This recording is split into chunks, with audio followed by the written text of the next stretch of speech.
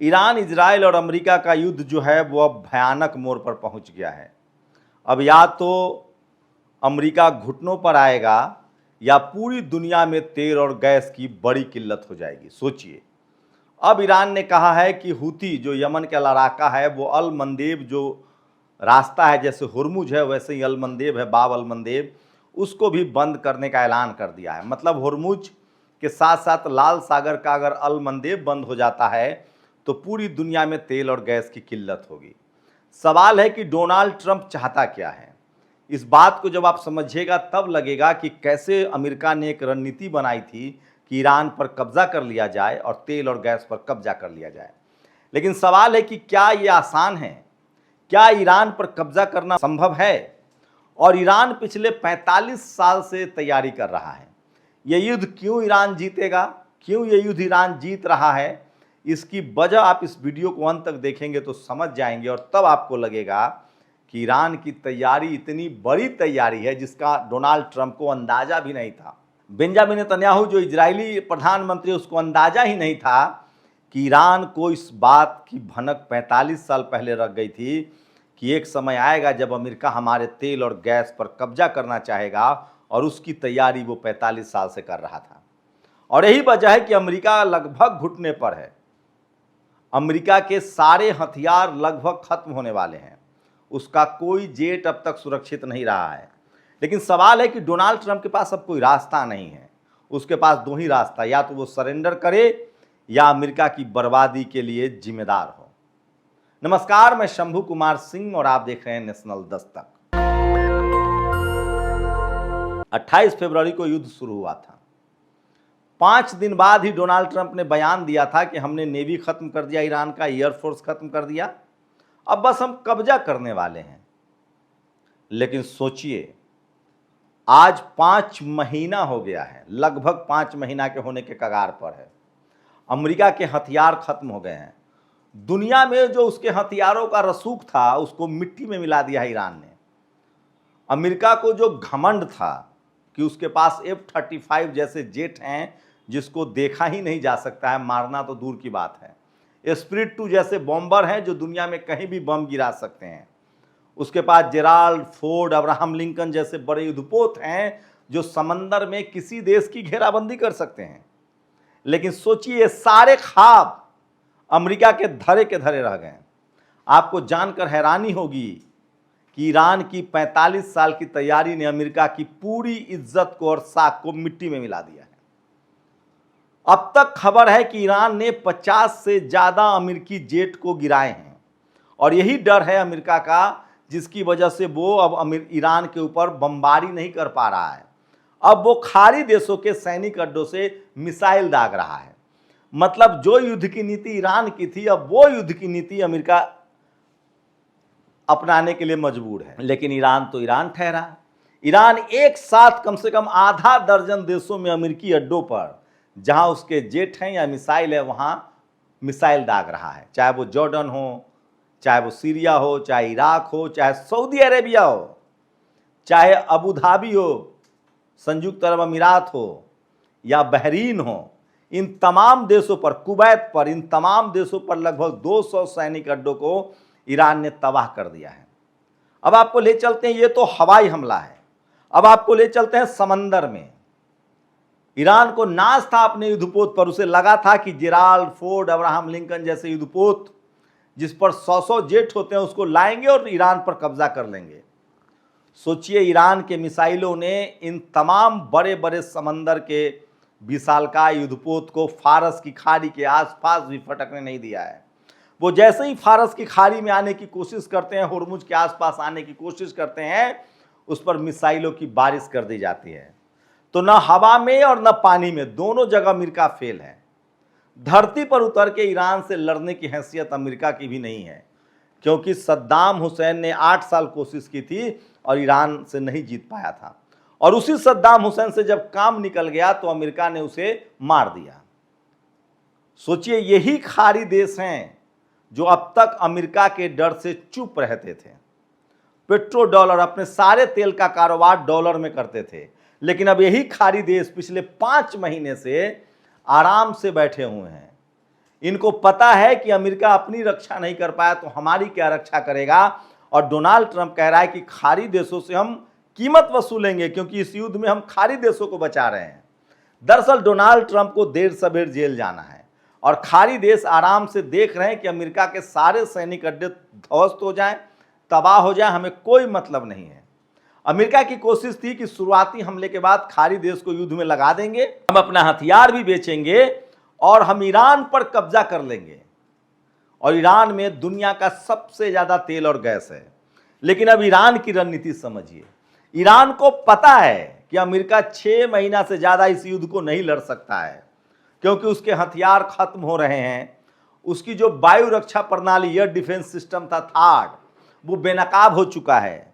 साथ ही उसके अपने मिसाइल्स पैट्रियोट वो खत्म हो रहे हैं। और उससे भी बड़ी बात, बिना होर्मुज खुले अमेरिका की तबाही सामने खड़ी है।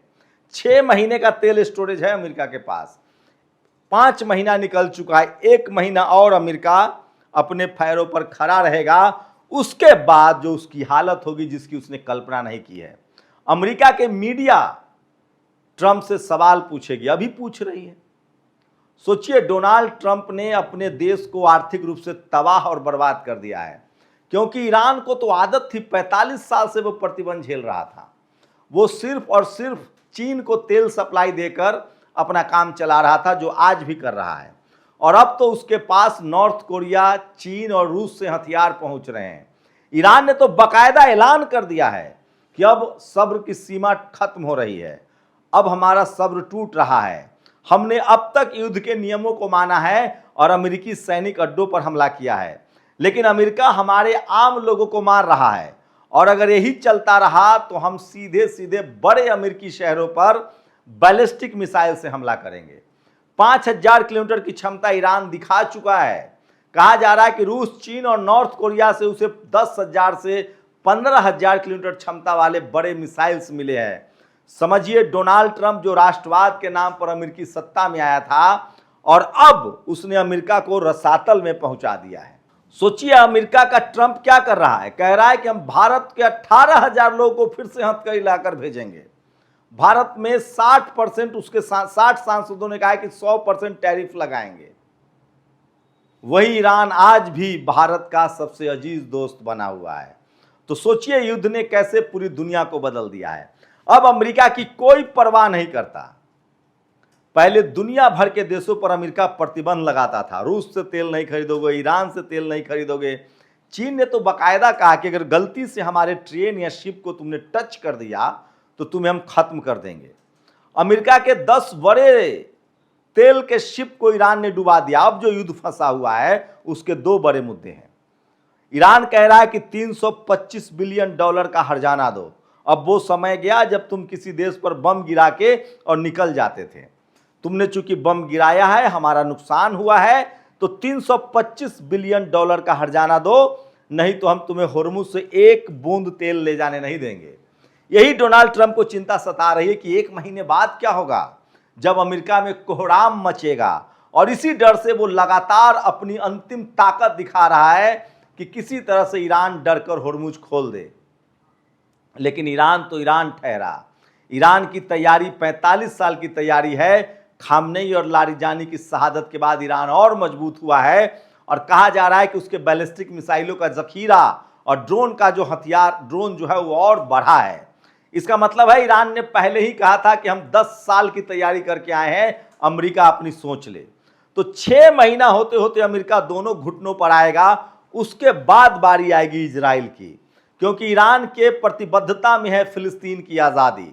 वही फिलिस्तीन के मुद्दे पर सारे खाड़ी देश एकजुट हैं, तुर्की भी एकजुट है। तो सवाल है, जब इस युद्ध से अमेरिका खुद पीछे हट जाएगा तो इजराइल को कौन बचाएगा।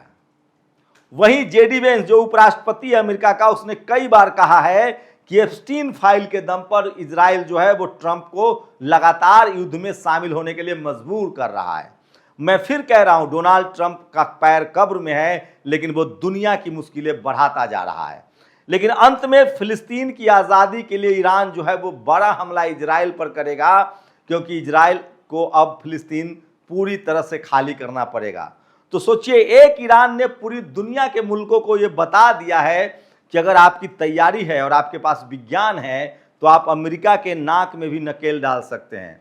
आपको बता दें कि ईरान के लोग 99% पढ़े लिखे हैं, 95% PhD हैं और 75% महिलाएं वहाँ की विज्ञान पढ़ती हैं, साइंस पढ़ती हैं।